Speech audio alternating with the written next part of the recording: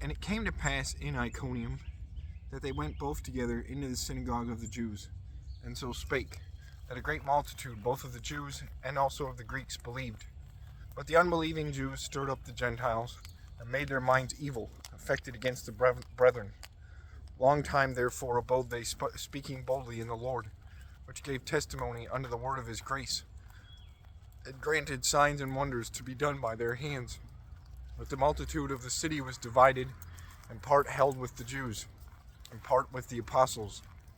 And when there was an assault made both of the Gentiles and also of the Jews with their rulers, to use them despitefully and to stone them, they were ware of it, and fled unto Lystra and Derbe, cities of Lycaonia, and under the region that lieth round about. And there they preached the gospel. And there sat a certain man at Lystra, impotent in his feet, being a cripple from his mother's womb, who never had walked. The same heard Paul speak, who steadfastly beholding him, and perceiving that he had faith to be healed, said with a loud voice, Stand upright on thy feet.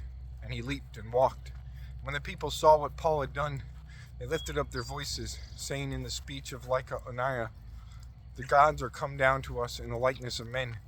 And they called Barnabas Jupiter, and Paul Mercurius, because he was the chief speaker.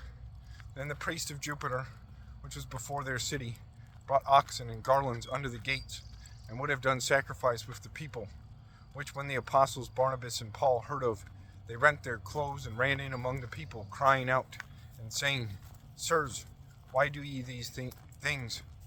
We also are men of like passions with you, and preach unto you that ye should turn from these vanities unto the living God, which made heaven and earth, and the sea, and all things that are therein, who in times past suffered all nations to walk in their own ways. Nevertheless, he left not himself without witness, and that he did good, and gave us rain from heaven, and fruitful seasons, filling our hearts with food and gladness. And with these sayings scarce restrained that the people, that they had not done sacrifice unto them. And there came thither certain Jews from Antioch and Iconium, who persuaded the people, and having stoned Paul, drew him out of the city, supposing he had been dead. Howbeit, as the disciples stood round about him, he rose up and came into the city, and the next day he departed with Barnabas to Derbe. And when they had preached the gospel to that city, and had taught many, they returned again to Lystra, and to Iconium, and Antioch, confirming the souls of the disciples, and exhorting them to continue in the faith, and that we must through much tribulation enter into the kingdom of God. And when they had ordained them elders in every church, and had prayed with fasting, they commended them to the Lord, on whom they believed. And after they had passed through Pisidia, they came to Pamphylia. And when they had preached the word in Perga, they went down into Attalia, and thence sailed to Antioch, from whence they had been recommended to the grace of God for the work which they fulfilled.